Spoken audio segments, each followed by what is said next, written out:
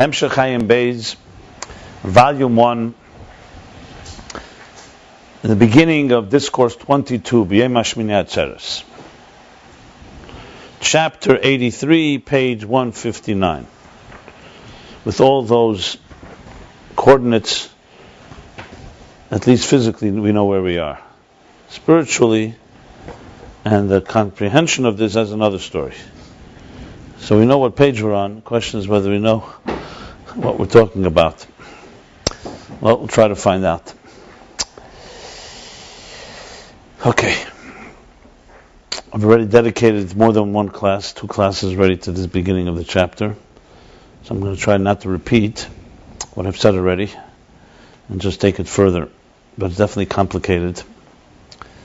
We're entering into the world, the inner world of spheres, of the spheres, the famous word Sefirah, which literally can mean, we're going to talk about the different interpretations, but the word sphere is used as a building block of existence. So think of it as the spiritual subatomic particle. And there are 10 spheres in the general structure of things, from Chochmah through Malchus.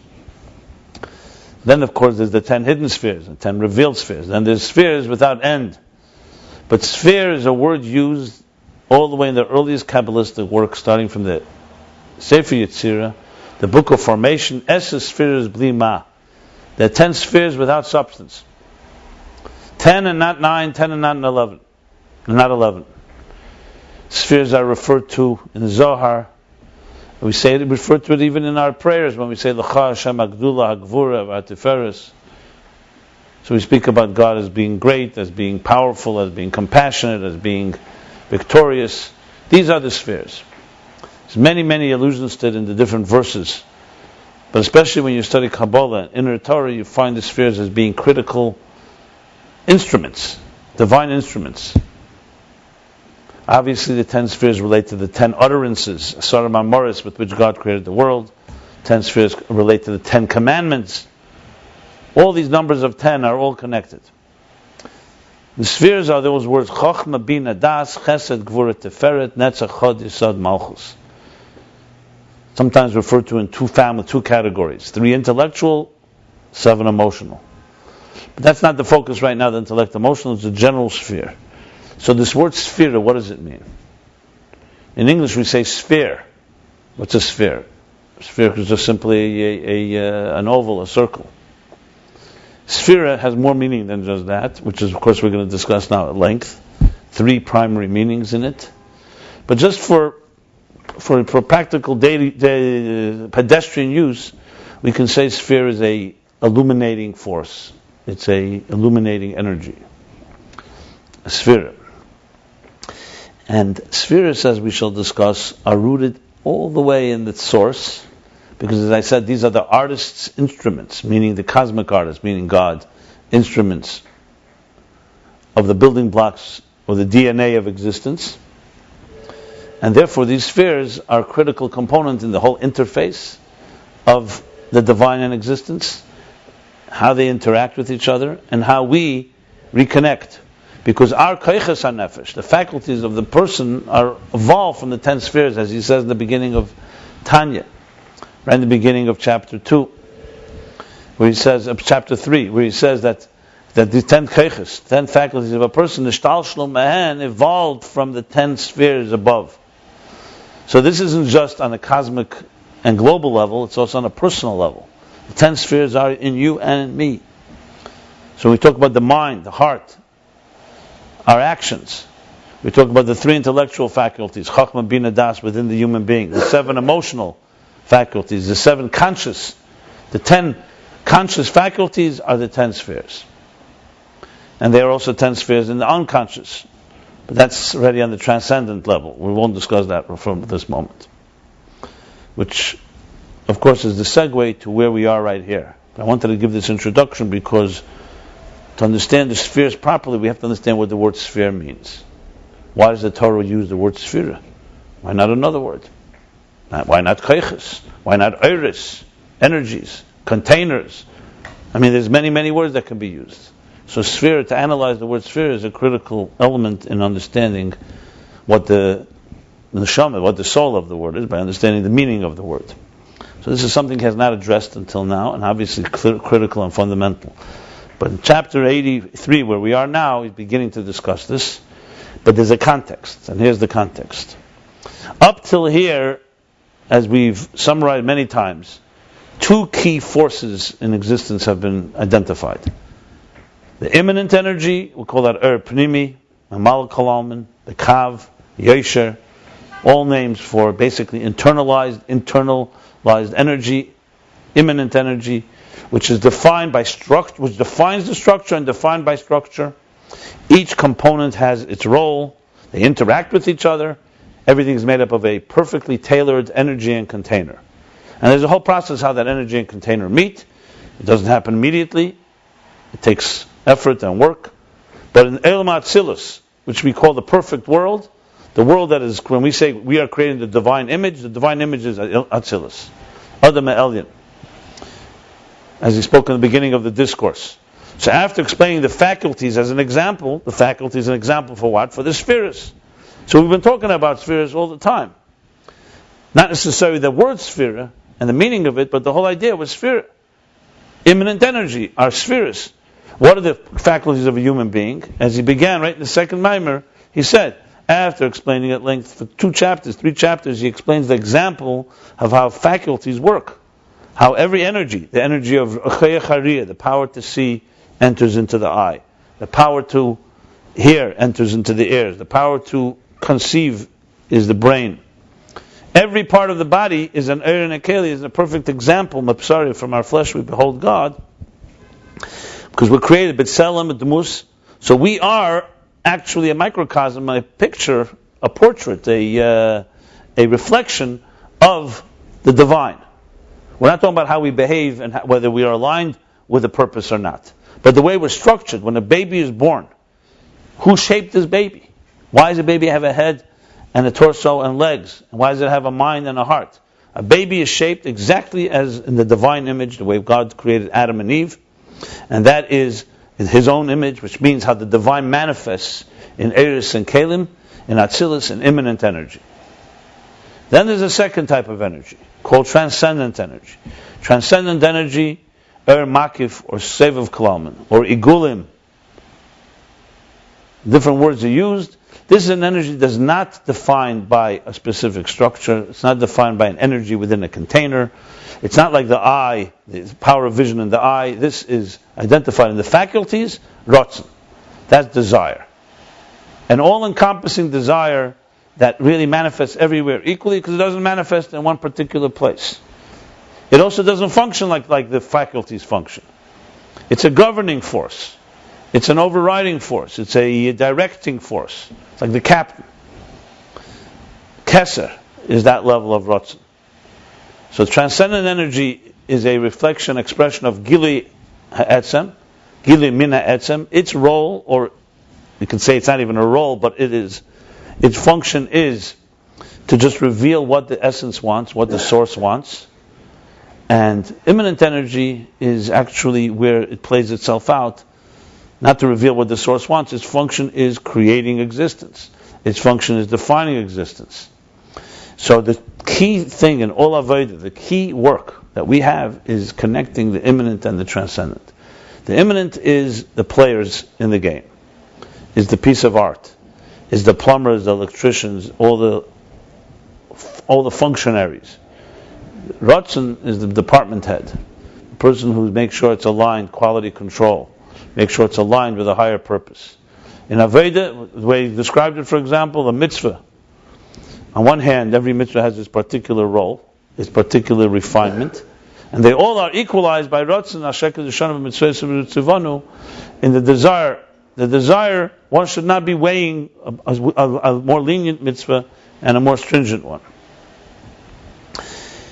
Torah is distinguished by individuals. Different people have different different times when when actually I should correct myself. It's Torah that is equal to everybody, but everybody has to learn it in their particular way. But Torah, bottom line, is because it's Chochmah, it's Seichel, it is an Pnimi. and it manifests according and commensurate to each individual. Whereas mitzvahs, everybody's equal in doing a mitzvah. These are ideas that he's spoken about before. But to bring it now back to where we are. So after a long discussion of immanent energy, he moved over to transcendent energy, compared the two, explained that transcendent energy fundamentally remains transcendent, though it's here, but it's not present in the conscious way as immanent energy is. Spoke about the impact it has, but went back and said, but the bottom line is transcendent energy always remains above the structure. So then when the question is, so then why do we find structure in transcendent energy? First, structure in general, that there's levels of makifim. We have a makif klali, 2 levels of makif klali. The great sphere, igul hagadol, before the tzimtzum, the tehir law, the circle, after the tehir tata, adam kadman, which is the primordial man, the image that is a snapshot, b'skira achas, in which he glimpses and sees all of reality, is the second makif klali. Then you have a makif, a keser, a makif for each world. Atzeret, bri, yitzir, asiyah.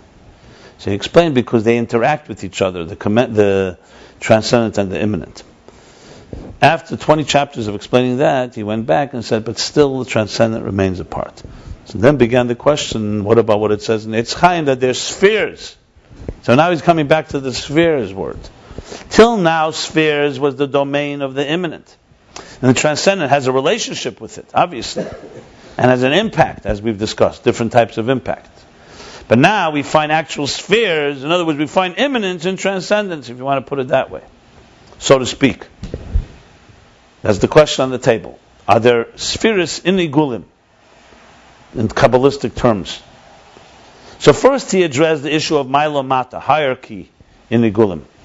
Eitz Chaim also talks about hierarchy, that one igul, one circle, one sphere is higher than another. Chokhmah is a circle that encompasses Bina. As a matter of fact, when it comes to the makifim, the outer levels, the higher makifim, the outer makifim are higher. When it comes to pnimi, immanence, the deeper you go in, that's higher, more bepnimius, and the outer is more superficial, external. So you see, makifim has hierarchy. Each igul has a higher part and a lower part, which is used to understand the concept of repairing blemishes, tikkun hapgamim, repairing wounds, where you need both different elements. So you see a distinction. But that distinction, as he explained, is primarily quantitative. It's on a revealed level. It doesn't really change. The quality of the transcendent force is not in any way compromised from one igul to the next. They're all essentially one. They just reveal more, they reveal less. Which, as he explained, does not define structure. Even in the immanent energy, quantity doesn't define structure. It's qualitative. Muhus, the etzem muhus of the difference between Chokhmah and Bina, one sphere and the next, is what defines structure, not their quantitative energy level. And then, moreover, even on the level of quantity, there's a distinction, because in immanent energy, quantity matters, because it's defined by revelation. It's defined by what's revealed. That's its state of being. In Makiv, he says it's not only ribimid, but also the echus, the teikif. The intensity, like he gave the example of tmimus, of sincerity, is absolutely equal everywhere, even if it's revealed more in the mind than it is in the heart than it is in action. On the contrary, in action you have even more expression of a person's true sincerity in action than even in the mind. So we see from that when it comes to Makiv, there's a different way, there's a different track how things work. But then we still have the question, and that's the question on the table in chapter 83, what about spheres in iggulim? That's hierarchy. Ma'ila Mata, find there's less and there's more, we understand that. But you're saying there's actual spheres. And spheres seemingly are the actual immanent instruments. Spheres mean structure. So it's not just a question of, you're saying there's actual sphere structure in transcendence. So to answer this, he began by saying that Ayin Sof also has spheres. We spoke about much earlier, that before spheres became 10 spheres, is a state where they are infinite possibilities of spheres. Every gilui, as he says, v'chol gilui hu alidei spheres. It's interesting contrast, because we've had two things that were said earlier. One is Kol Gili Sefirah, meaning now he's saying that a sphere is more than just imminent. Every revelation, period, is through spheres. Even the highest levels, where there's no number yet, spheres have no end. They're bli gvul. As he says, in the source, they're in the level of Chad v'lei b'chushbon. They're one without being counted. They can't one and cannot be measured.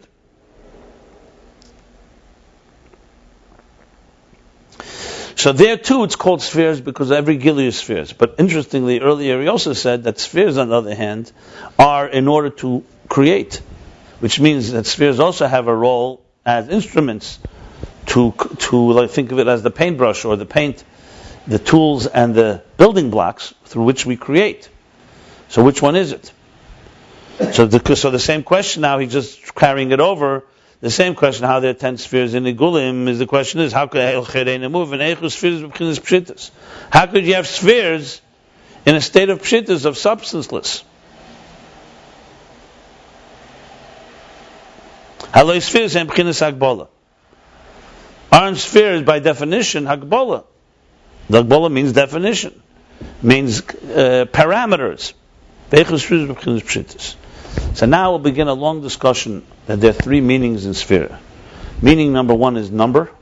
Number two, from the word telling a story, sipur, to relate a story. And number three, sapir, like the sapphire stone, it illuminates. Just for the record, from 83 through I believe 92, through 90, 83 through 90, it explains the first interpretation, Sefirah, from the word number. 91 through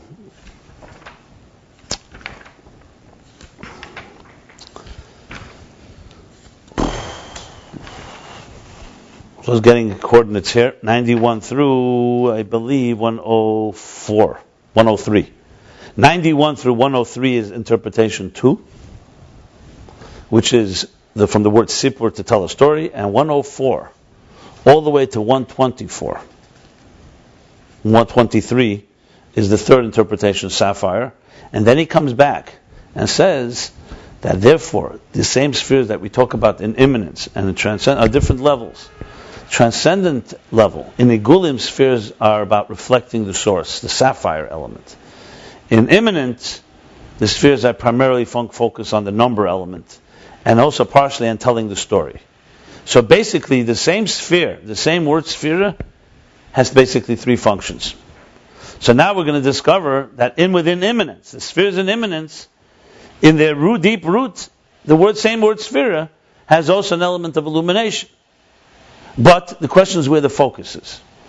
So for example, if an artist takes a paintbrush and paints, or any artisan, craftsman uses a tool, the tool creates a very particular shape or a particular function. So in physical reality, you could say, okay, you know what? It's a hammer, it's a paintbrush, it's a screwdriver, it's a drill, or whatever it is. It does its thing, and that's it. There's nothing more to it. But the spheres, as we shall learn, we're talking about the spheres are all part of the divine, and the spheres themselves are one with the divine. So here's where it becomes much more fascinating. That same paintbrush or screwdriver that God uses has within it elements that on a functional level you may not see. On a functional level you'll just see it's a number. You'll just see that it's creating a defined chachma. But within it lies a story. And within the story lies an energy, a light. And it carries you all the way to the root of spheres in iggulim themselves. That's a brief summary of what he's going to say.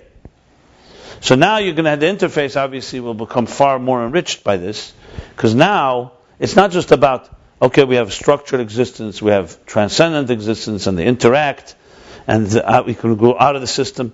Even the transcendent has in its spheres. However, there the sphere is in its purest form. It also will teach us how spheres evolve, how spheres themselves, where do they come from? Because remember, we are doing everything possible, Chassidus, to make the interface as perfect as possible. If you say spheres hit a wall, hit a ceiling, because they're gvul, and there's no way for them, so then even at the root, The problem is, how will the spheres, we spoke about how the 10 hidden spheres are how it arises in the blig vul, possibilities of the artist, one possibility arises. And that's going to be the 10 spheres that will ultimately evolve, the kav, till the energies inside containers. He said the 3 levels, as he discussed much earlier. But someone will say, okay, fine, so you just carried over the question. You're saying there's unity and fusion between finite and infinite, between existence and the divine. You just carried over. Just like we always ask the question, at the end, what happens up there before the symptom? How does the gvul meet bli gvul there, in its deepest root? So you're just carrying it over. But by understanding that spheres, even as they are coming down in Atzilus and are defining existence in the building blocks, have within them an element of a deeper story. And more than that, a sapphire, the sapir, a gili, and more than that spheres in the iggulim, you suddenly now have created a bridge that helps the interface, that there's actually a bridge between the 10 building blocks and their counterpart in their root in the iggulim even. So that makes the connection far easier to understand. There's always going to be a point where we'll need to have, obviously, a divine power where God has the yichelis, the ability to do them all, and that's where it all rooted. But we're talking about from our Aveda, we're looking for as many possibilities. You don't want to have, when you're trying to bridge something, create an interface, you don't want to have any gap. You don't want to have anywhere you have to jump. You want to have the ability to connect the two. Now, obviously, jumping is needed. That's the whole idea of tshuva. But jumping is not a sustainable lifestyle. You jump in order to energize. But then you want to build an interface that works. A world that's aligned with godliness on a sustainable level. And there, you don't want to have gaps in the interface. You want to have every track accounted for. Think of it like every knot has to be tied. Every thread has to find its place. So basically understanding the spheres is going to help us connect spheres as they manifest in immanence, all the way in containers, all the way down here on earth, in the most substantial way, all the way back to their source, and where gvul and bli gvul meet. So what we know now is that there are spheres that have 10 level of 10 spheres. We know there's also infinite possibilities of spheres, and that sphere reflects on gili. So with that being said, let's now go into where we began learning. I think it'll make it a lot easier, this introduction, discussing the idea that the concept of a number. Before we go on, let me explain what number is, because this chapter is very dense. The language is extremely complicated, and you really need to go line by line to really meticulously take it apart. I've read it quite a few times because I find it to be very, very abstract. So what does he say? The bottom line is, let's start with what number means. Because the word number itself is what does it mean? What does number mean? So number, you have to remember, number here is a reflection, an expression of gvul, of definition. When something has a number, you can count it. You're saying essentially that it's countable, which means it's finite. You can't count infinity. You can't count Ein Sof. How do you count it? It's not made up of individuals. As we know, when it comes to the infinite, it's not like you climb 1, 2, 3, 4, 5 and you'll hit the infinity. Infinity is not made up of units. So the idea of counting doesn't exist in the world of infinity. Trillion, the highest numbers are ultimately all units. Many of them together, so you have a great quantity. But the jump to infinity is a qualitative jump that's completely outside of this realm. Like he says, sefirot, that was the initial question. V'loi b'chushbon. Sefirot are bli gvul. We talk about that level, sefirot ein kates. The level where lifnei tzimtzum before the 10 spheres. So he says,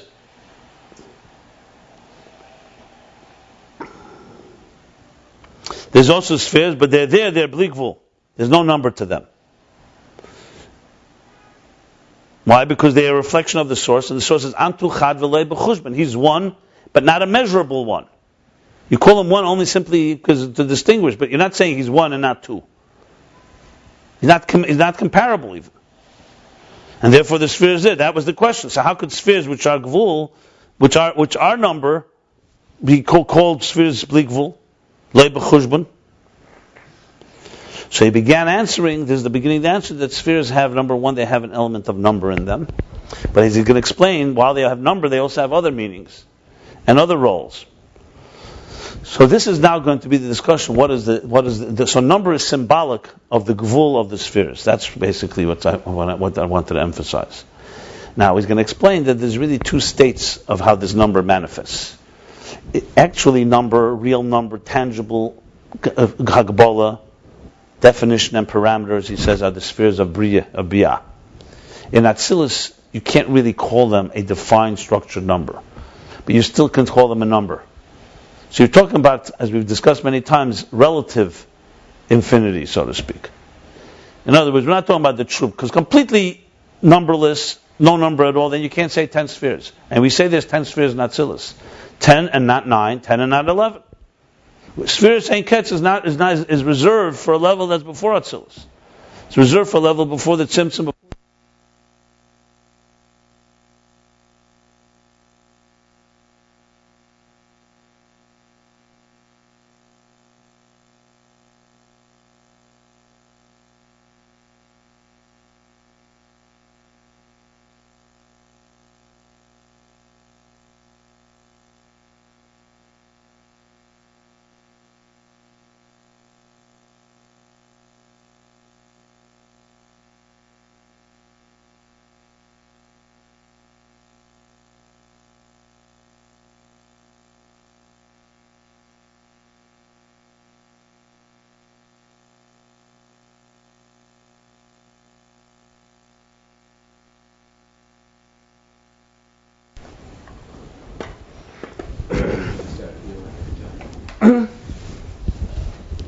Yeah. So the question is like this. He's placing on the table here that spheres, on one hand, we know there's spheres that are reserved only for the level that is before the tzimtzum, the level, and that's where they can't be counted. Like he says, chad v'lei b'chushbon, that there's spheres even there in Ein Sof Lifnei Tzimtzum.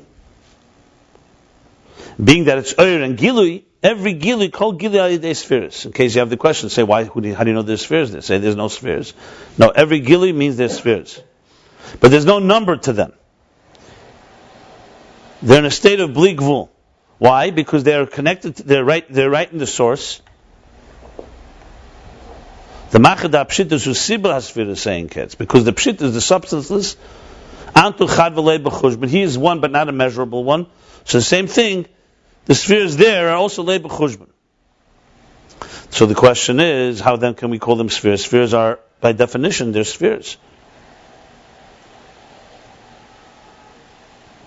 So he's going to go now and explain the pardis, with the pardis, the first meaning in what spheres are, the number.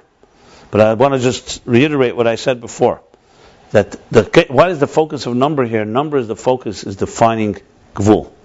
Number defines gvul, because infinite does not have a number, like you just said. Finite has numbers. As many units as you put together, you'll never reach infinity. Because infinity is not made up of units. So as soon as you say there's a number, you're saying there's a structure. You're saying there's a definition. But in number itself, we're going to learn there's two levels. So there's infinity that's beyond numbers. That's clearly reserved, as we said, for the Lifnei Tzimtzum before Atzilus, the close. But Atzilus has 10 spheres, 10 and not 9, 10 not 11. On the other hand, the real tangible manifestation of this structure is in Biyah, where the Yesh emerges. So we're going to introduce the concept, which has been introduced already before, of relative infinity, so to speak. What does relative infinity means? That it's not really completely substanceless, because you say there's 10 spheres. But relative to higher levels, it's already some form of gvul. But relative to lower levels, it's still a form of bli gvul. Now, I've given different examples for this, as we've discussed, but this goes back all the way to the beginning of the Hemshech, of the Discourse, of the series, where he spoke about, if you remember, is Atzilus Gilead Helam or Yesh Ma'ayin? Is Atzilus a new reality, Yesh Ma'ayin? Or is it a reflection of a higher reality? And if we discuss then in the interface, this question is critical. Because if it's a new reality, then it's very much connected to the structure of existence. Very good. but it's not so much connected to the source. It doesn't reflect the source. If it's a reflection of the source, then in some way it's not yet a tangible reality of existence. That's why he explains that in the interface you need both. So you have Eris and Kalim. The energies of Atzilus are more revelation of the source. The containers are more reflective of the new innovation of the independent reality of existence. In Atzilus, obviously, they come together. But he went further and said, no, that's not enough. In the air itself also mitziyarim. The air itself also has structure.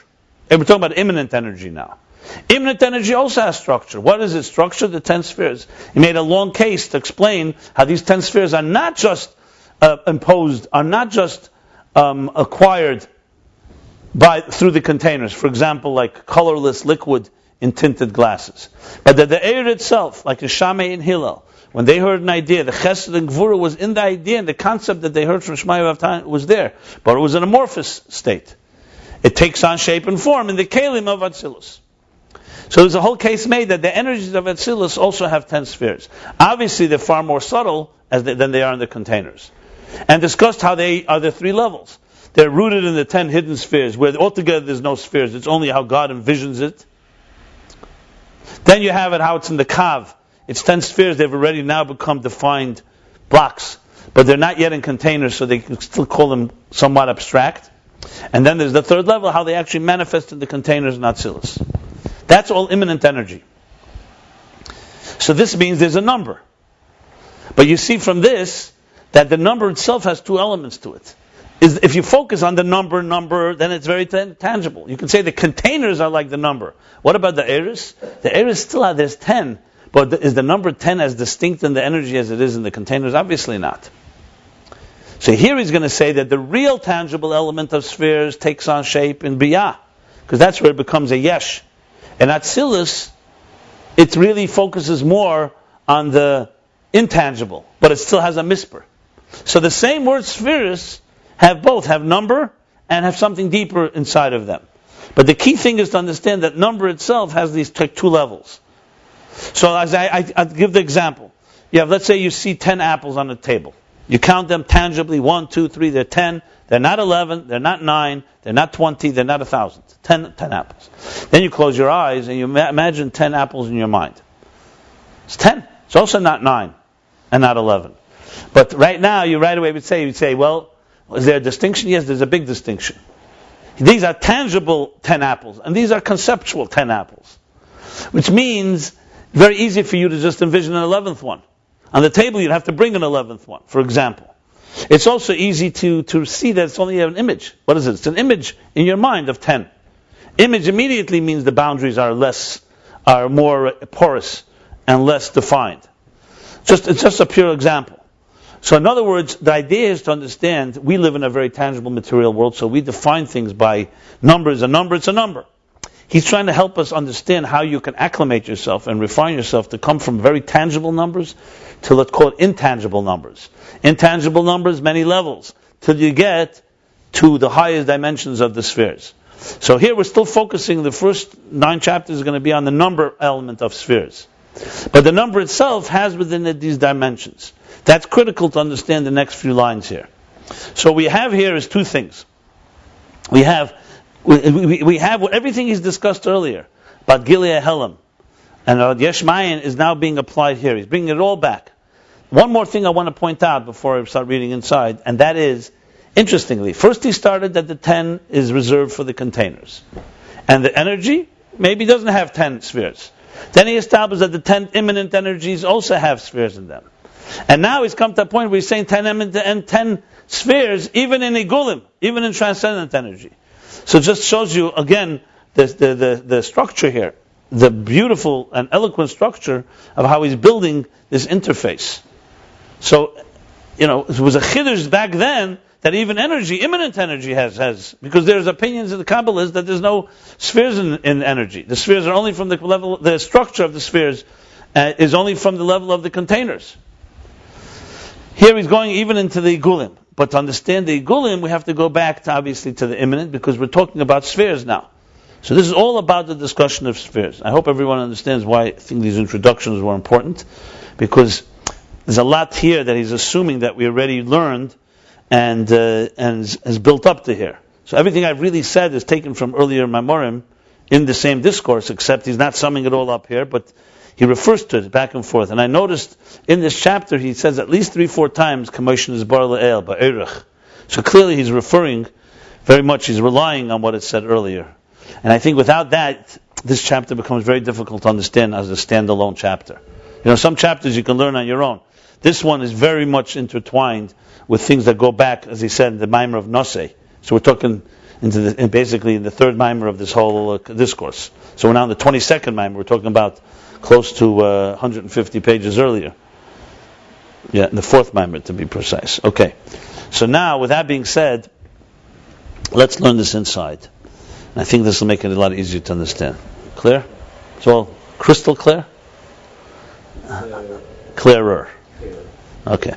Well, to understand this whole thing now with spheres. You see, he's already used number and not number on the top two.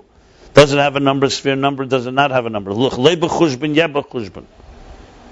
it's really a numbers game we're talking about now. Okay? We can call this class the numbers game. Well, now, as I said, he's going to go into the meanings of Sefirah in the next 9 chapters, and then the next 12, 14 chapters, and whatever the numbers I gave before, of how each section divides. But it's a lot of chapters now on each one of the meanings. So, Ayin Beis, Ayin Beis, Hevi Kame Pirushim B'Shem Sefirah. He starts now with the first one. The Pardes brings several meanings. He's going to quote them all, primarily 3, and starts with the Ha'echad Loshen Mispar. And let's read the Pardes. Even though we read it, we'll read it again, because the Pardes is the key lines that the Rebbe Rashab is analyzing and explaining at length. V'yesh shapir zelushene. This is the actual language of the Pardes. V'yesh shapirshu. V'yesh shapirush.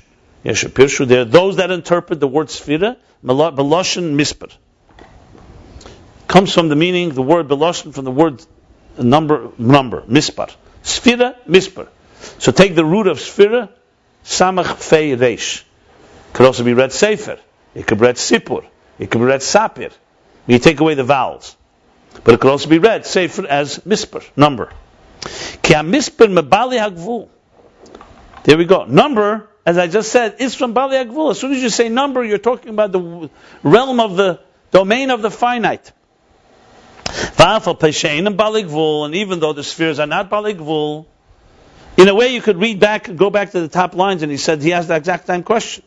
You said, are spheres b'chushban or they're not? So in a way, he's already just, the Pardes is speaking on a lower level. He's not talking about the essence spheres. He's not talking about the infinite spheres before the Tzimtzum. He's talking about 10 spheres. But nevertheless, the same words. That they're baligvul, but be'erech shorsham, ba'af pishe'enim baligvul, even though they're not finite, so how could you call them by number? How could you call an infinite state a number? Be'erech shorsham haposhet baligvulhem. But compared, relative, to their seamless and unshaped source, they're baligvul. Ube'erech pulosem elenu. So number one, be'erech to their source, they're baligvul, which we'll explain in a moment, this in-between state, which is on one hand not gvul, on the other hand gvul, and be'erech pulosem elenu, and also in their relationship to us, which really are two different things. One means compared to their infinite source. Let's define what that means. That means when you go to the source, you're not going to find 10. You're not going to find a number. The source doesn't begin with a number. One of the so-called proofs for divine reality, divine existence, is that existence, because it's finite, has to have a beginning. A set of numbers has to have a beginning, because trillion, zillion, whatever the numbers go, are all ultimately units, and they all have to have a beginning. So to say God is finite would basically also put God in the same structure. He has to have a beginning, God forbid. So you have to say God is completely beyond that. And existence does not have the ability to put itself into place because it has to have a beginning. So what put it there? In other words, from gvul, you can never make bligvul. You cannot create from gvul, bligvul. Because gvul is ones. Many ones. But there's cool. Many units. But then there's real gvul as we understand the tangible gvul. What's relative gvul? This is when we say Ein Sof b'Shem Hamushal. Ein Sof b'Hashala. We're borrowing the term Ein Sof. So the Chassidus brings some places Mayim she'ein lehem sof. This is regarding a guna. Somebody gets lost at sea. If they get lost in a river, so you would have seen them come out somewhere. But a sea is considered ein lehem sof, meaning you don't know. You could assume that they may, because they didn't. You can't know if no one will ever see if they came out anywhere because it's called ein sof. But is a sea actually ein sof?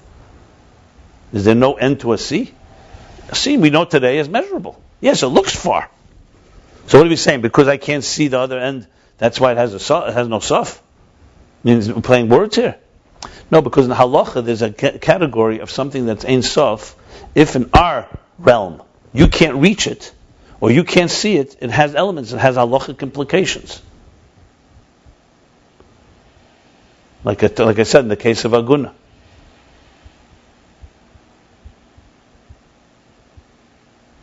Someone that's lost at sea is not considered to be dead. Is that correct? Is that the halacha, or is it the other way around? But in a river, because in a small river, someone would have seen him come out. There, but sometimes you could say opposite, because he's lost at sea, it's such a big sea, and so on. But bottom line is, that Ein Sof is used here by Hashala. It's a relative term. So let me explain what this is. This is one of the explanations given by Chassidim is the following.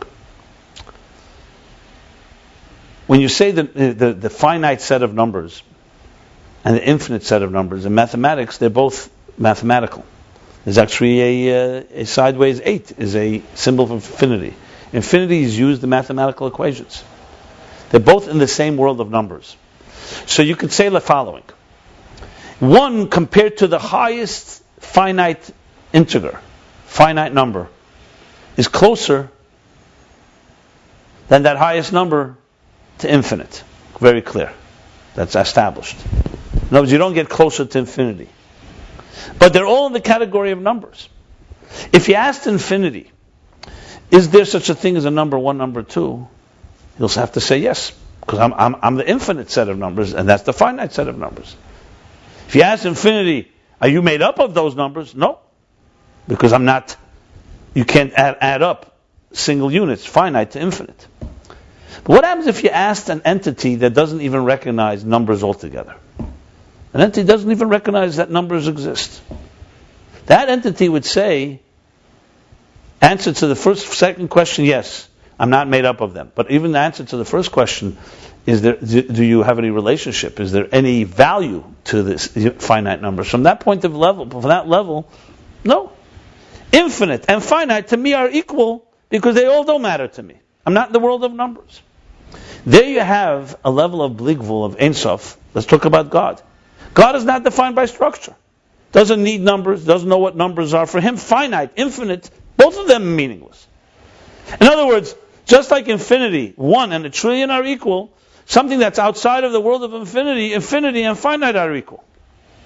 So there you go. You see there that you could have a level of true infinity. You wouldn't even call it infinite. You just have no other word to express it. Where nothing, there's no definition altogether. Infinite means it's not finite.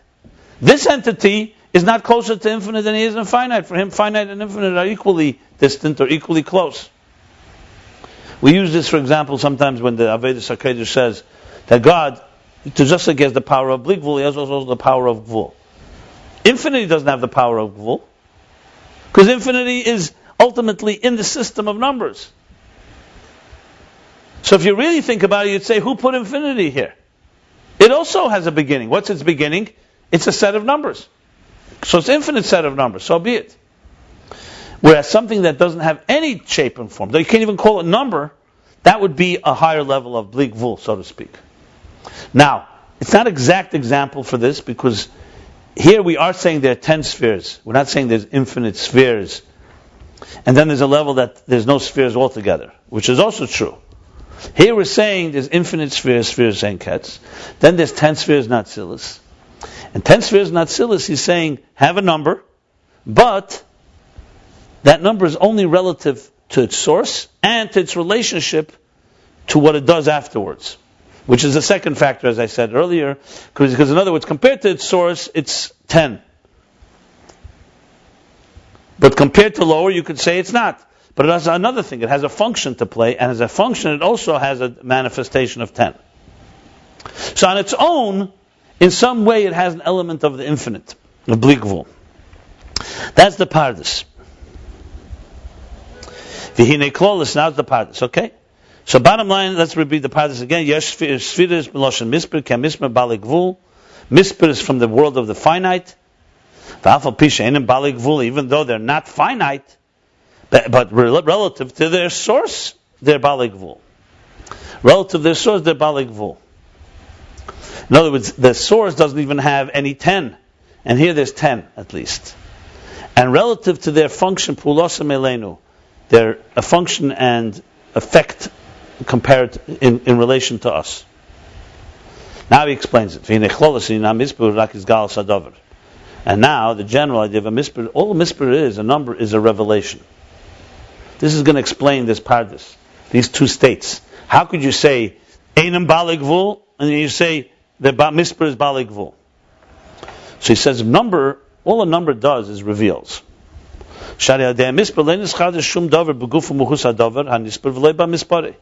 Because through actually counting something, when you say a certain thing as a number 10, you're not saying anything new. It's not adding anything. When you say there are 10 apples on the table, there are 10 spheres, you're not saying, oh, I'm going to give you a new entity. You're revealing something that's there. You're saying what you see before you didn't know the number. I'm telling you now this number. When the Jews, there was a census of Jews in the several different census, minyan. So it wasn't that the minyan created anything. It just counted and revealed to us how many are there, how many Jews are there. So it doesn't add anything but gufa muhus adover. It doesn't add anything in the actual thing that is being counted. V'loy b'mispare. And also not in the number itself. Meaning in the number of the things. It's a little subtle difference. One is the thing itself does not get enhanced because now you told me that there are 20 of them or 10 of them. And also the number of those things doesn't get enhanced. All you're telling me is revealing a reality that exists. A pre-existing reality. Because whatever it is that you counted now, and you give us the number, the way it existed before it was counted, the same way it exists without any addition, without any subtraction afterwards. That's what a number does. It reveals a number. For example, if someone came and took away one of those apples, that's subtracting. But that's not counting. Counting number is giving us what exists, reality of what exists, but that you were not aware of. So a number is a form of revelation. So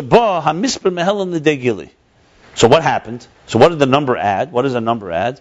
The only thing, the only thing it did was it brought the number which was concealed before you didn't know what number it brought it in a revealed way.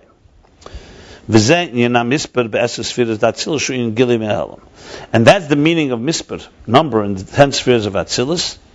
We say, like he says, in Atzilus there are 10 spheres. What is the 10 doing? The 10 is revealing. It's revealing that which before Atzilus we didn't know were 10. They were concealed. So Atzilus is a type of a counter. Think of it as a counter. It enumerates and tells us there's 10 spheres. Chochmah bin Das. You go, for example, in the world of Akudim, there's 10 energies in one container. You look at it, if you were there, you wouldn't see 10 energies. You'd see one container.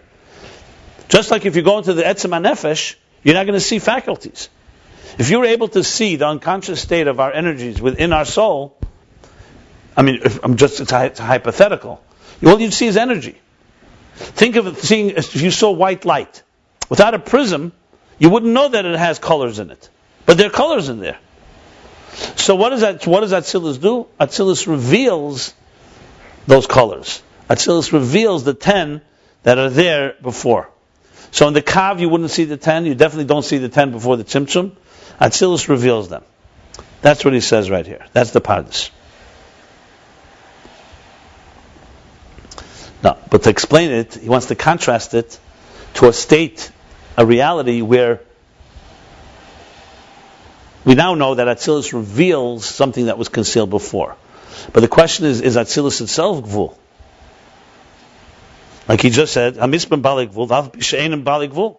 We just said it's Einem balik gvul. So now he wants to contrast Atzilus, though it's a number that reveals, but the way it's in Atzilus is just a number.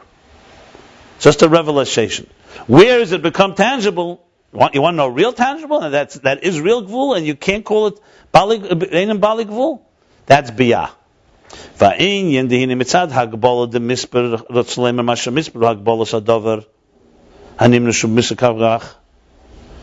other words, the other element of number is not that it reveals what was there already, it's that it is giving you, it is a definition of parameters. So mitzad hagbola the misper, meaning what the misper is a hagbolas hadover, defines the finite parameters of the dover hanimna, of the thing you're counting. Shuba misper kach v'kach. So we say there are 10 apples or 10 spheres. So there's an element here, not talking about the revealing that is a revelation, but you're actually defining that this is 10 and not, and it's structured. That is only possible in biyah. In biyah, you talk about tangible. You're talking about the 10, as I said before, the example of apples on the table, as opposed to apples in your mind. You want 10, tangible number 10. That's in biyah. Like time. Actual time, present, past, and future, is only possible in biyah. But Atzilus is higher than time. Everything there is it's as if it's all happening at once. Like it says elsewhere. Like it's with time, the same thing with numbers. The shaykh rag b'biyah. So if you're talking about actual substance element of numbers, that you're counting substantial things, that's in biyah. So what's an Atzilus? What is a number if it doesn't have substance? That's the question here. This is where we didn't elaborate, and this is why we needed to elaborate every line here. In other words, now we have here two elements of number. Number that's defining substance, and number that is just the concept of a defined number that's revealing there's a number called 10. Now remember, the difficulty here is because we don't think like this. Right? We think from the bottom up. First you see apples, then you say there are 10 apples. What do you mean? You don't have the concept of 10 without apples, doesn't make sense to us. Here, however, it goes the other way around. Remember, it all started from a place of no numbers. And not only no numbers, no infinity either, nothing. Then it went infinite spheres. Then it became 10 spheres. And then it became 10 tangible spheres. That's why it's important here. That's why I think that's a critical element. We don't think like that. We think, what do you mean? You give me a number, means there's a number of something. There's a number of trees in the forest. There are a number of seats in a room. There's a number of steps on a staircase. But here, remember, we're talking from a state of numberlessness to number to actual tangible. So biyah, we know now, are the tangible elements, that the thing you're counting. But the number itself that reveals there's 10 forces, so to speak, that's Atzilus. That's what he's going to say now. So the tangible part is that. And nevertheless, the spheres are called misper. What we establish now is that that misper has an element of tangible, and biyah it's tangible. So when we say spheres are called misper, nevertheless they're called a number, because there's another aspect to a number. Because a number also reveals the concealed.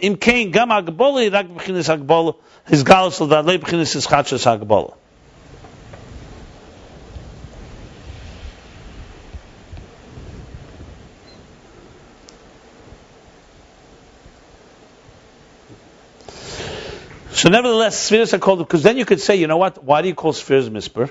Call spheres, whatever, mitzad sapir or sipur. In biyah, they should assume the level of number where they begin counting tangible things. No, because he's saying number is also reveals something. It reveals something that was there concealed. That's why I'm saying this. That's why I gave the example. In this physical world, we don't have such a concept. Well, you do in theoretical mathematics, where you just talk about numbers without items. See, for us, if there's a number of something, it means it's related to something that exists. We go, as I said, from the bottom up. There are 3, 4, 8, 10 chairs in this room. 10 spheres, okay. They must have evolved from the 10 spheres. So we say, okay, there are 10 chairs, and the number is simply a statistic and a figure I'm giving you to tell you how many chairs there are. So you know how many people you can sit in the room. Their number doesn't have any so-called abstract element. What do you mean revealing? What is it revealing? It's revealing nothing. It's just telling me how many chairs there are. But as I said, in the way existence comes into being, it doesn't work that way. There are no chairs anywhere. There are no objects. All you're dealing with is an amorphous divine entity that has no numbers. It then takes from infinite possibilities into one possibility. That one possibility becomes 10. But it's still hidden, that 10. So in Atzilus is revealed that it's 10. In Biyah is revealed that there's chairs. Obviously not physical chairs, whatever. So that's why, that's the distinction here. That's the key thing to understand. Because what does a number mean if there's nothing? What are you counting? But he's saying misper is a gili. It reveals something. And that's what Atzilus does, and that's what the spheres of Atzilus do. So, if you want the aspect of misper, as it is, like he says, misper hagbolos hadavar. You're talking about the defined element in it, that's in Biyah. Nevertheless, Sefirah is called misper. Why? Because misper does something. It reveals something. Im kain gam hagbola rak b'chinas is galas levad. So therefore, the hagbola, in this case, as we'll see it in Atzilus, is only a revelation. So we're not talking about the chairs or the objects that you're counting. You're talking about the revelation of something that was there before. In Biyah, the focus is, the Agbola is on the Ischatzus. A yesh has emerged. It's not just a revelation that there's 10. A yesh, something that has identity in a way that you can relate to that is not connected to the divine identity. That's critical. Because remember, Atzilus, as we've learned, also has identity. That's what makes Atzilus lower than the worlds before it. But it's an identity that is a divine identity. Here it's an identity of its own. I think that's a vital qualification here. Like he says, the Hayin Beis Mitzias Yesh Mamish. Not just this chachas, not just that there's an identity. Bechinas mitzias yesh mamish. You have a yesh. What means yesh? Yesh means I am something. In Atzilus, there's also going to be yesh, but it's a yesh that is completely a reflection of divine structure. Aval be'inyan hamisper machashu bechinas is galis. But the inyan of misper. 1 second. I'm going to as well. Maybe yeah, it's in the mitzvah says al bein ham misper, but the inyan of misper, machashu b'chinas is gal, being that it's only a revelation. Al ken gam hagbola shebay ein hagbola b'chinas is chachos. So therefore, not Atzilus, that is the misper, being that it's only a revelation. Therefore, the hagbola there, the definition and parameter is not hagbola. It's not a form of something new, some yesh that emerged. Ki'im, all it is revealing that was before. If remember, in earlier chapter, he said Atzilus from the Mareches is gili. What was the expression?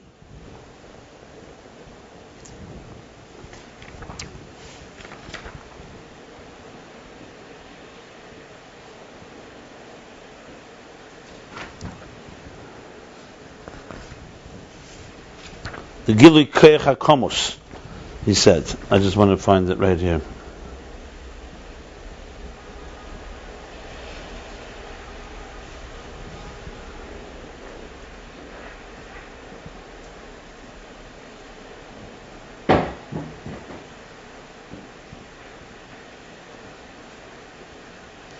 I like to go back to chapter 8 actually, because there he talks about the difference between the gvul of Atzilus and the gvul of Biyah. I see he actually specifically spells it out, which of course is vital to this discussion here. So what's the expression I'm looking for? Why am I not finding it?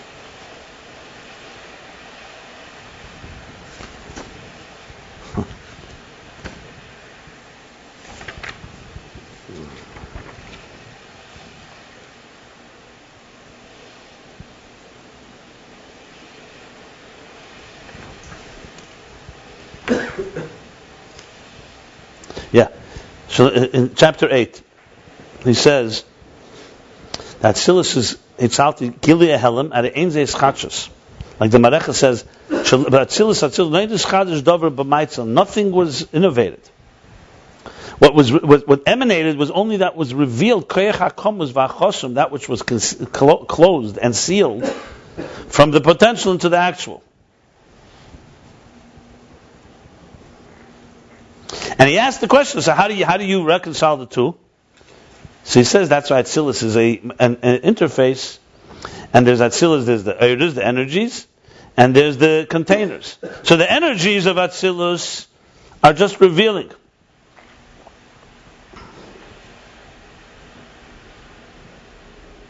She says here the following words, I just want to read it. The primary levels of Chachma, Chesed, and so on are in containers.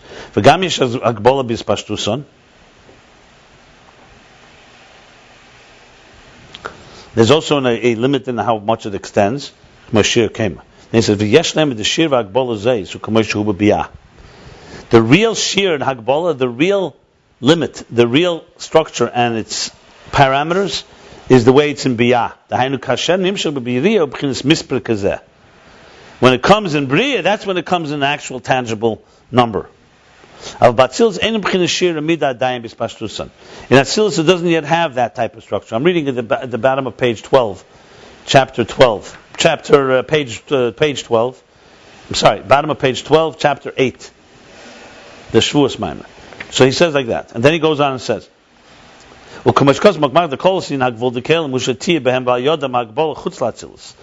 the primary role of the Kelim of Atzilus is that there should be a limit in their extension outside of Atzilus. Within themselves, they're infinite. It's only the extension outward. Remember one of the examples he gives with writing. When you're in your hand, you have the ability to draw all kinds of infinite possibilities. And then, when you actually draw, so what does the hand do? The hand limits the flow outside of you, but not within you.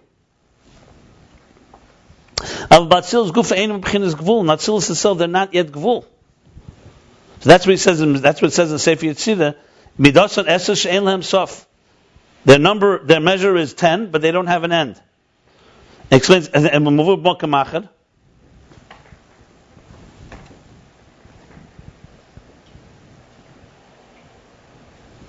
That's also the containers she'en lehem gvul. That's also the containers of Atzilus don't have a gvul. K'mo she'en b'Atzilus. Nevertheless, nevertheless, the way they are in Atzilus, they're still in the state of midas, emotions and faculties. But then he goes on, that's the kelim. So it's critical to go back to that chapter 8, where he speaks about how in Atzilus really there is no structure as it is in Bria. Then he goes on and says that even not Atzilus, you have to also say subtly there are also 10 spheres. But because we became so spoiled, they're speaking about spheres and Atzilus in Eidos, and we think that Atzilus has just become a type of tangible reality.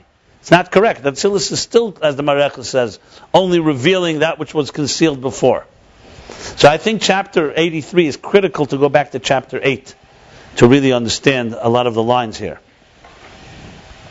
But the element of misper, of counting, being that that's revelation, so also the finite element within the number of an Atzilus is not real finite. It's not really parameters. It's in a form of a new reality of a yesh. Only in a revelation. That's why you can say that the number in Atzilus, like he said in the Pardes, Because that's what Atzilus is. Atzilus is not coming to innovate something new. When we remember, we spoke about what's the Chidush in Yesh Ma'ayin. We say Chochma Ma'ayin Timotze. That Chochma of Atzilus is also Ayin, Yesh Ma'ayin. Remember, he explained that's Ayin compared to what? The Bligvul, the Era Bligvul. Because compared to its source, the source also has 10 spheres, even the 10 hidden spheres. So compared to the Kav, and even in the source of the Kav, there's an element of revelation. It's revealing the 10. Where is there some innovation is in regard to the infinite. But now we're learning that the infinite also has 10, as we're going to discuss.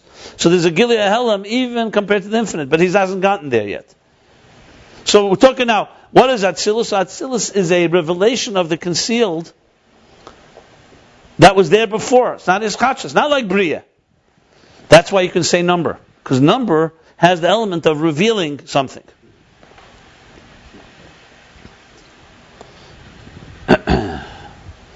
So what the Chiddush here is that number is not just in Bria, even Misper is also not Atzilus. And that's what he says in the Pardes, that Misper, on one hand, Misper is Balei Gvul, Afal Pi She'einem Balei Gvul. But Be'erchem Shorshem HaPoshet is Balei Gvul. And also their effect afterwards. Because that's exactly what Bria does. Bria is the effect afterwards. In the root of it all, compared to the real root, it is Gvul. But on a certain level, it's Bligvul, because all it is revealing the Koyach Ein Sof, which has 10 spheres in it. The Inyan of this is Dine Agbola HaMisper, because what's the explanation? Dine Agbolas HaMisper Shehu B'Misper Kach V'Kach, because now the Agbolas HaMisper, the finite aspect of number, that it's numbered so and so many numbers. Hainu Eser V'Lei Tesha, that it's 10 and not 9. Harigam b'shor she'eres be'eretz ha'shlif netzimtzem b'chinas sefirot. See, this is the key thing here, and this is what I just said now. We work from the bottom up. The tangible defines a number. Here, the number, who established 10? 10 is not a physical number. It's established because Ein Sof wanted to have 10 spheres. So because of that, there's 10, but you don't see it there. Atzilus reveals that. Bria gives it substance, gives it yesh. That's what he's going to say now. That's why this has to be read very slowly, because it's literally going back to everything he discussed, but he's bringing it all together here. Vim Kain, ve'inyan hu, in Hagbola HaMisper, Hagbola HaMisper, he needs to explain this, because someone asked a question, what do you mean? What is Atzilus revealing exactly? What's Atzilus revealing? What number? A number of what? So he says, because in the Shorshe, because Hagbolos HaMisper should be Misper Kach V'Kach, Harigam b'Shorshe Eres Be'eretz Shorshe Lifnei Tzimtzum b'chinas sefirot. Because also in the root of the energy, before the Tzimtzum, long before Atzilus, there are also 10 spheres. For whom Masha Ein Sof HaBligvul, as we said, the artist with infinite possibilities, the infinite undefined light, energy, Ein Sof, the energy, the light that has no end, endless, and Bligvul and is infinite. Shir ba'atzmei, envisioned within himself and allocated within himself, estimated within himself, lahoyer b'chinas midei gvul, k'moshen is baralel, to radiate in the form of measure and parameters, like we discussed earlier. Rakshashomim b'chinas ardus lagamri. But there, the 10 are completely united with the source. It's completely within the source. Ubatzilus bo b'chinas ischalkus. But not Atzilus, they get revealed and they come into a distinct levels. Commission is bar calls like we discussed all this earlier. In Biyah, they get body, meaning yesh. In Atzilus, they get distinction. Before Atzilus, there's no distinction in the levels that he discussed. There's the Kav, where there's some distinction. Like remember he said, Nekuda Kav Shetach. So Nekuda is the point the way it is before the Tzimtzum. Kav is already made up of points, but they're still amorphous. And then in the Kelim and Atzilus, that's where Eretz and Kelim, that's where they become distinct entities. But Achgam HaIschalkus, Atzilus, any business is Chalkus Mamish. Okay, let me stop for a moment. So we see here, right here, a bunch of levels.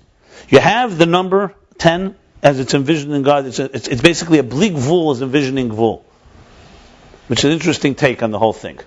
So it's a completely, bleak Gvul is envisioning Gvul. That then in turn becomes Ischalkus in a distinct way in Atzilus. So Atzilus is revealing the hidden. It's revealing the 10 that God had in His mind. It's revealing what the artist had in his mind when he envisioned the 10. In Biyah, the focus is the mispar, the hagbola, the schachus of something. In Atzilus, the focus is on revealing a number of something that was there. Before that's the key thing with a number. That's what means number. Why do you need to count? Because we live in a world of structure. In a world of structure, God wants you to count. You see? You're going to find out later that the 10 spheres in the iggulim, in transcendence, are not countable. You can't count them. Even though they're going to have names, because their main focus is there is energy. But here, until the whole point is counting here essentially is symbolic of gvul. That's what he says. Mispar mebale gvul. Why Sefirah is called mispar is because Sefirah is meant to be the tool which gives structure. Number defines structure. But before Atzilus, the number is hidden. It would be like a fetus or a seed. In it lie all the elements, but if you look at it, you can't see the destruction. Atzilus reveals to you the number of elements that are there. I mentioned before, like if you look in the nefesh, in the soul, you're not going to see, all you're going to see is energy, like white light. Atzilus enumerates and reveals these are 10 spheres. Bria gives it the yesh and the distinction like that. But now he continues and goes even further. Agama is chalkus da Atzilus. However, even the distinction in Atzilus ain't a peshitus is chalkus mamash. It's not true distinction. U'kamosh is bar le'il. Kamosh is bar le'kaman, I think. No, kamosh is bar le'kaman. Yeah, kamosh is bar le'il. Kamosh is bar le'kaman be'inyan loshen peshitus shenemar be'eses for Atzilus. As we shall discuss later, when we say the word pechina, why do we say pechina this, pechina that, level? Shenemar be'eses. We say the word level. So he's going to discuss that word level means it's only the level. It's bechinas chochmah, not chochmah. In other words, it's the concept of chochmah. It's the model of chochmah. It's the what's the word that in Plato he uses? The archetype, right? It's the archetype of chochmah.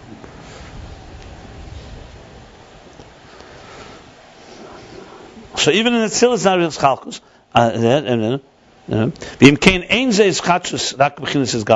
So therefore, there's no ischachus.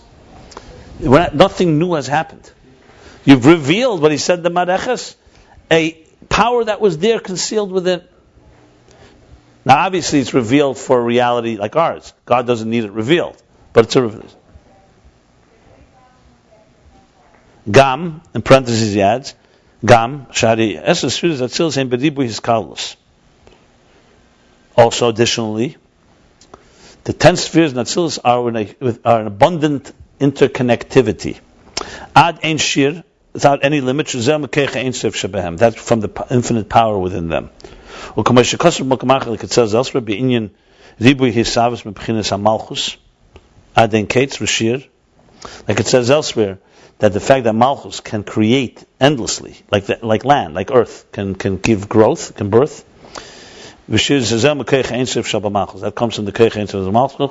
We actually discussed it earlier when he spoke about Not Seif and Tchilosin, that the beginning is wedged in the end. She said earth, from in Ageres HaKedesh, that earth has the power of creation because of the Keich Ein Sof. So if Malchus, which is the lowest level, you have this Keich Ein Sof, you definitely have it in all the spheres. What he's adding here is, besides the fact that the hischalkus, the distinction that Atzilus reveals, is not real distinction, it's only archetypes of distinction. There's also, you see the skalus. What does skalus mean?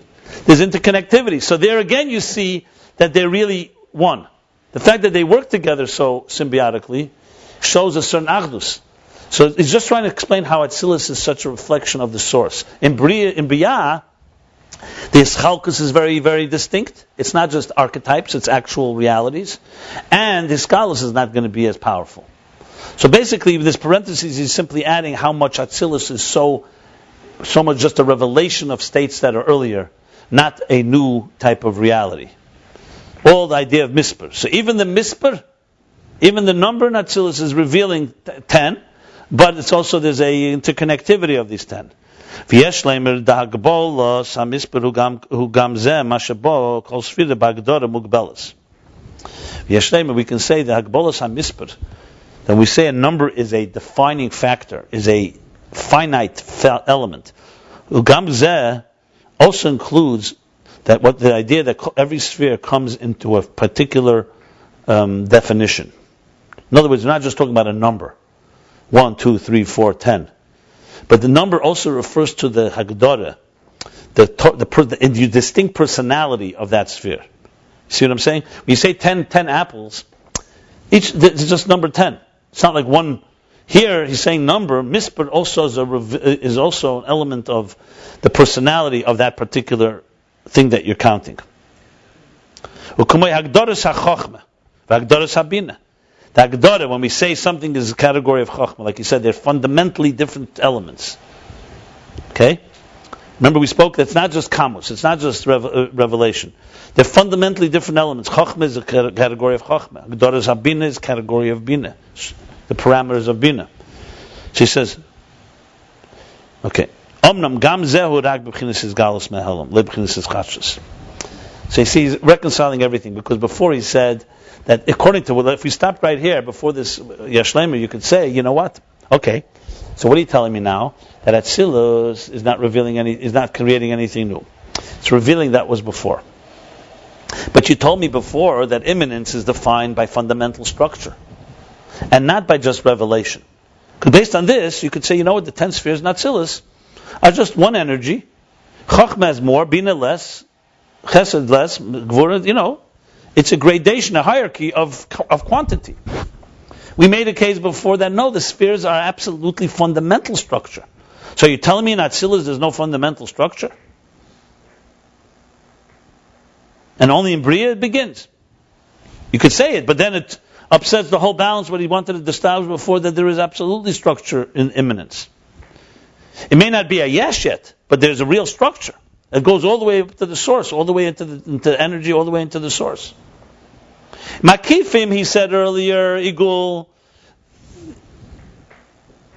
not only does quantity not define structure, but there's an equality, there's an intensity that's equal everywhere. But when it came to immanence, yes, quantity is a big factor because you define by quantity, but quality is also a factor. So he's saying Yesh Lemer, the Hagbola, a misper, is also its category. Atzilus, in other words, you also get that distinct entity as a. I'm sorry, I wouldn't say the word. You also get the entity as a fundamental structure. You're getting real Chochmah and real Bina. You're not just getting the superficial element that Chochmah is more energy and Bina is less energy. But he says, Omnam gam zeu rak b'chinas is galus mehel leb'chinas is chachus. Even this element, even the Hagdara of Chochmah and Bina, is also only revealed and not new. Because even in their root, they're also 10. This distinction between Chochmah and Bina didn't just begin in lower levels. In the root, when God in the Bli Gvul envisioned, the artist envisioned a defined structure of 10, he envisioned that there should be a fundamental difference between Chochmah and Bina, not a superficial one.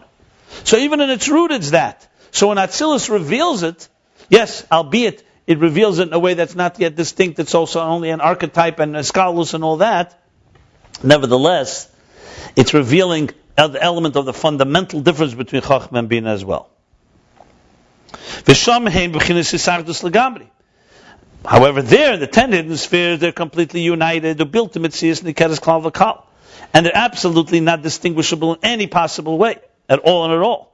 And then, as he explained, the second stage after the Tzimtzum, the Kav, they became distinct spheres. And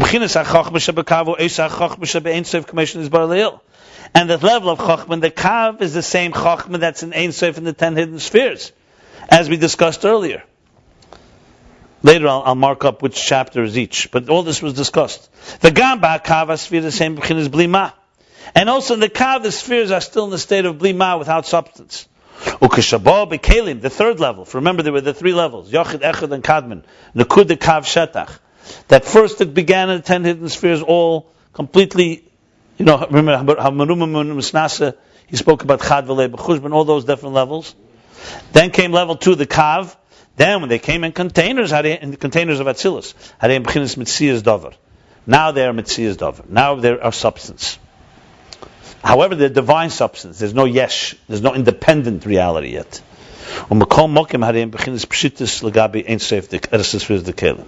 Nevertheless, the way they are,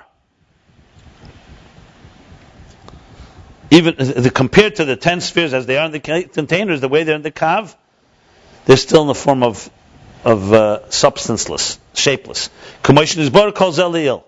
As discussed all this earlier. How many times has he said already earlier? 3-4 times at least. Tell you how much it's connected.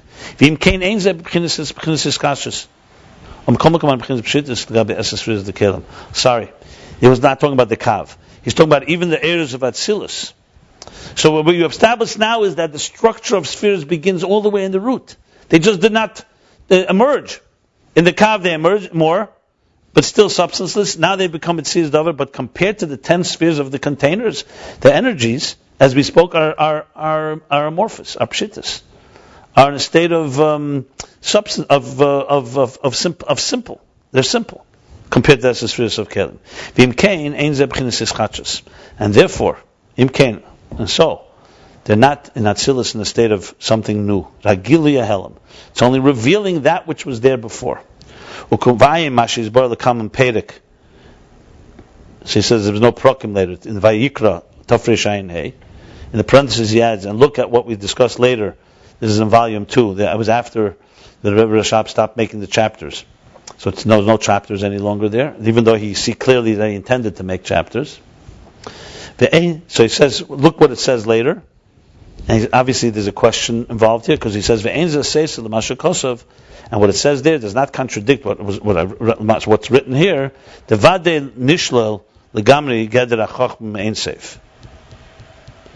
Obviously there he says that there's no chokhmah in Sefirah. You can't say there's chokhmah there. Here he just said, even in the root, there's something of chokhmah. So he's saying, because it's not a contradiction, because for sure, nishla legamri, it's absolutely, how do you say in English? No, absolutely, unequivocally, nishla legamri.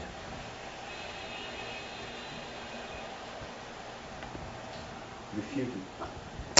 Not even refuted. No, it's not refuted. Nishla legamri. That's not possible. Unequivocally impossible. Together, the category of Chochmah and Ein Sof. Nishla legamri together Chochmah Ein Sof. That the category of Chochmah is completely, unequivocally removed from Ein Sof. Nevertheless, there's also a level of Chochmah and Ein Sof. The Chochmah that's also Geder Chochmah. So there's a level. There's something there. So we have to look what it says later. But Chochmah, that Atzilus is beginning Geder Chochmah. Here it becomes a category of Chochmah. So there you can't even call it a category of Chochmah, but you have to say there's something there.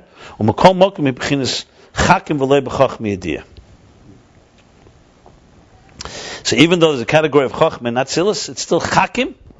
He's wise, but not with discernible knowledge. Not with the wisdom as we know it.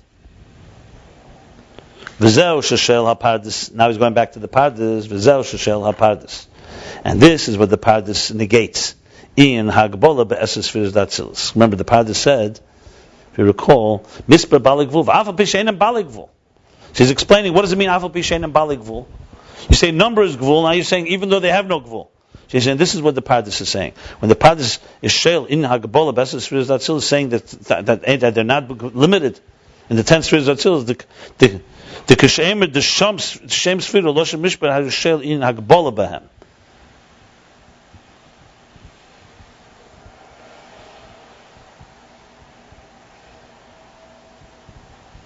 Okay, he's explaining now the Pardes based on what he just said. So he's going to say like this. Let's go back to the Pardes. The Pardes said, Misper, because Misper is from the category of the finite. And even though they have the spheres are infinite, Baligvul, they have no finite, but compared to their Shesham HaPashat, they're Baligvul. And compared to their effect below. So he's going to explain this now. So this is what the Pardes Sheil, Hagbola Besesres Atzilus. Because Esesres Atzilus don't have a really defined state. The Kashemer, the Shem Sefirah, Loshen Misper. Because when the Pardes says that Sefirah is from the word number, how do you Sheil in Hagbola Behem? He says immediately it's a number and number is defined, but he immediately says, no, but they're not defined, they're Baligvul. They're she'enam balei gvul. Shezo rak legabe shoshim hakodem.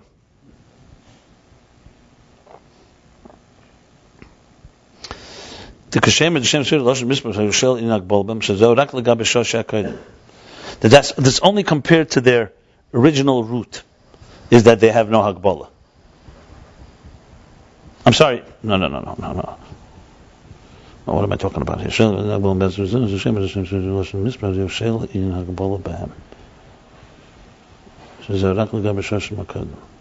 Yes, because the number reflects on definition.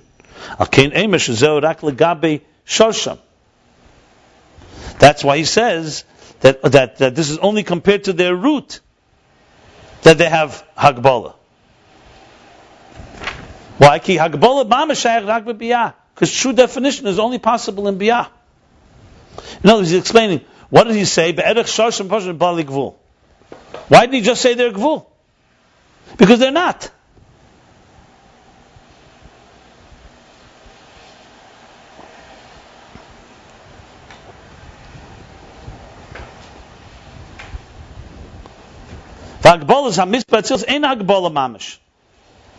And the definition of number, the number natzilus are not a real definition, are not real finite. Only compared to the original root can you call them that, because they've become tangible 10. In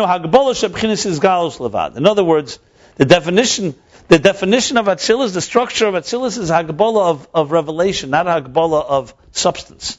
In Biyah, as he said, it's an entity that's independent that becomes a yesh. And Atzilus is just revealing a structure that is just revealing the structure that was there in the root. So when you say bli gvul, we say gvul, real gvul is in Bria. Atzilus is the gili of koyach hagvul, the power of God envisioning the 10 spheres, which has chokhmah and bina in it, an actual distinction between them, but it's still all really an reflection of divine infinite power to create the finite. And that's what Atzilus is revealing.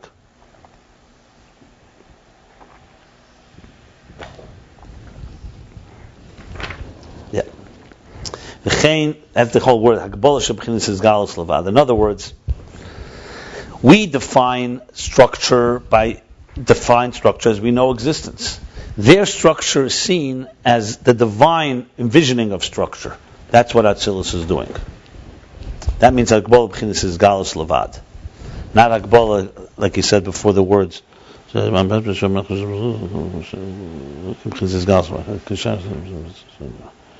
Hagbola of Biyah, that's Hagbola mamish, and this is just Hagbola of his galus levad.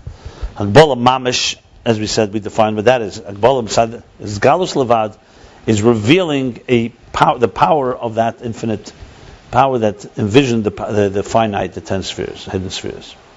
Now we go to the next word. The end of the part, this was v'chein be'erech pulasem eleinu, and also in relation to their impact on us. Pulasem, their impact, their effect, their function, eleinu, to us.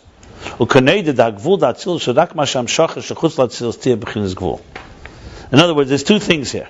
One is just established that real gvul is in Bria and Atzilus. It's really bilti bal gvul, but it's misper, it's a number compared to its source, because in its source there was no number. There were 10, but they could not be distinguished.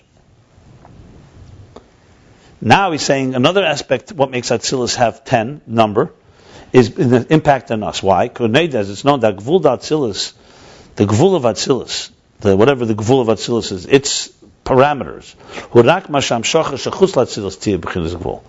As I read earlier from chapter 8. That's only that in order that the emanation,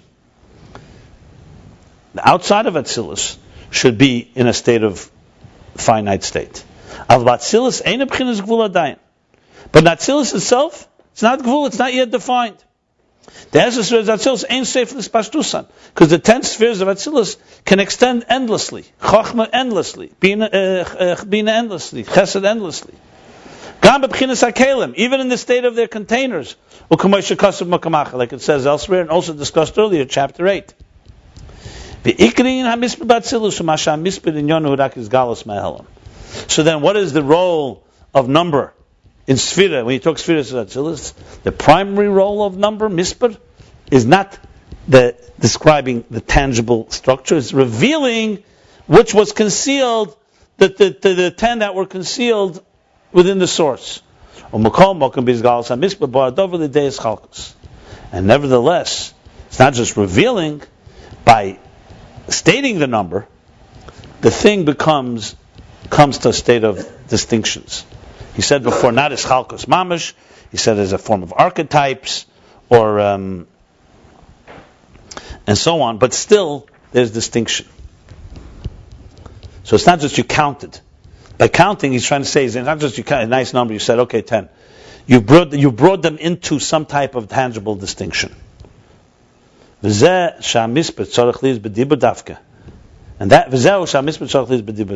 is why numbers have to be done spoken. It's not just a theoretical exercise. Like when we count the Omer. It's not enough in your thought. It has to be spoken specifically. Because in thought, the function of the number is not serving a function. It's still in your concept. It's still iskalus. It's all one there. It's all encompassed there.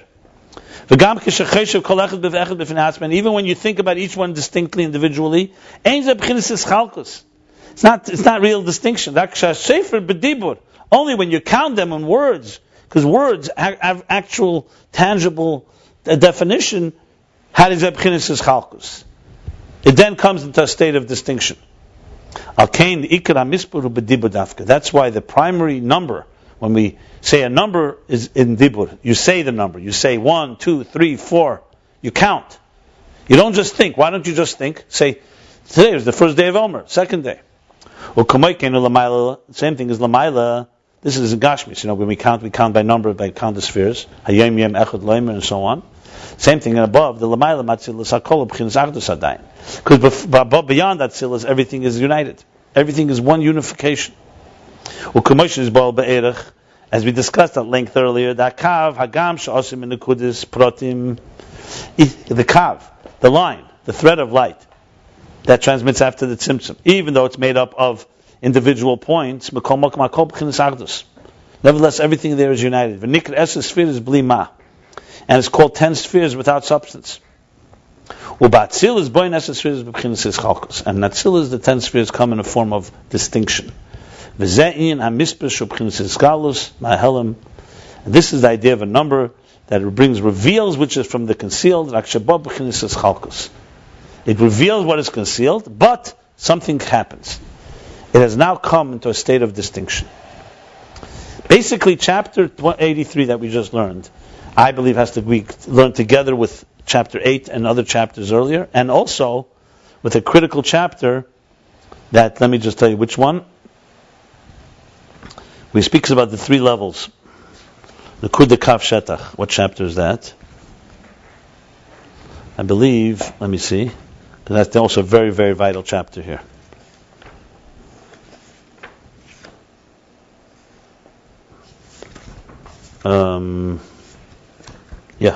Chapter 31. So I believe this chapter 83 must be learned with chapter 31 and 32, plus 8 and some of the chapters earlier, because he's really reviewing a lot of what it says there, but bring it into the language of Sefirah, the word Sefirah, Mispar. So I think we made it through this chapter. Okay, so Kitzer, do the summary. Kitzer. However, we have to understand, after he spoke about hierarchy, we still need to understand, how is the Kesser and Chochma? You see clearly, it spells out Kesser and Chochma. There's actual levels in iggulim. Ayin, the Gambein, and Sefer Blik will Shaykh Sefirah Sein Ketz. Even in the infinite light, where it all began, is also possible Shaykh. There's infinite amount of spheres. What does that mean? Because every gili needs to be a sphere, as he said. What does it mean, Sefirah Splikvul, the Shaykh Sefirah Sein Ketz? Because the spheres there are in a form of peshitus, of shapelessness. Of course, we have to understand how. The Yagdim, and he prefaces, Mahu Shem Sefirah. by asking what is the meaning of the word Sefirah. Hapardes mefarish Sefirah loshem misper. The Pardes explains, first explanation, that Sefirah is from the word number. Or misper who's galus ahelim. Number reveals the concealed. V'chein hagbolas hamisper hain hagbolas eschalkus v'hagbolas hagdora.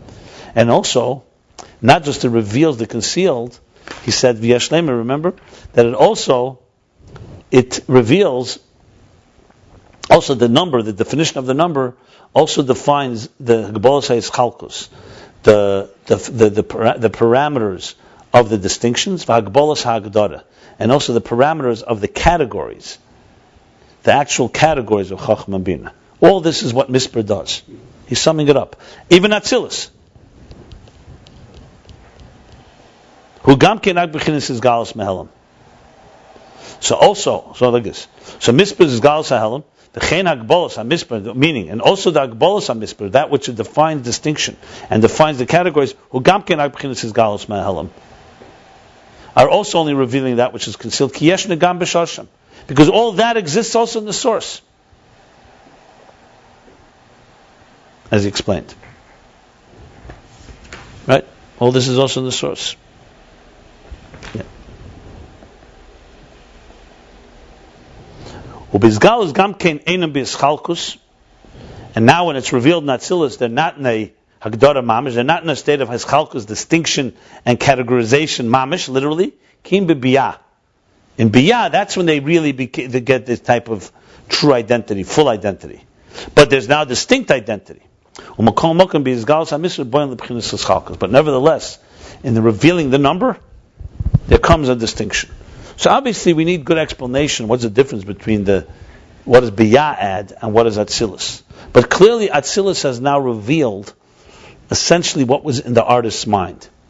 I would say, in the example of the artist, there's the infinite. There's the artist beyond being an artist. There's the artist desiring before he desires. Then there's the artist desires. Then the artist actually defines out of infinite possibilities one possibility. That's still the 10 hidden spheres. That one possibility now has a tzimtzum and now becomes a kav. Now they're beginning to stream. In Atzilus, they take on a distinct. There's going to be a field in the picture. There's going to be a water, there's going to be a tree, there's going to be a human being. But they're not purely in the infinite mind of the artist. They're now one step before he actually gets to the easel and the canvas. And then Biyah, he actually makes the first strokes. So Atzilus, you'd say, is the archetype. It's like the last step before the actual tangible creation. Because once it strokes, you already have ischachus. Then you already have something that is so-called outside of the source. You create art that you can see and someone else can see. But one step before he's about to make the stroke, he has it all. That would be Atzilus. It's all there. That's one example I would give. That's why it's bli gvul on one end, but it's only gvul going out of it. Lepuloson, elenu. In the levels before Atzilus, it's not even yet ready to be put on canvas. Because it's still either too amorphous, or it's completely within the artist's psyche, or unconscious, etc., etc. So we shall stop here. We finished chapter 83, the beginning of V'yem Hashmini Atzeret, chapter 83, going through 159, and we concluded here on 160.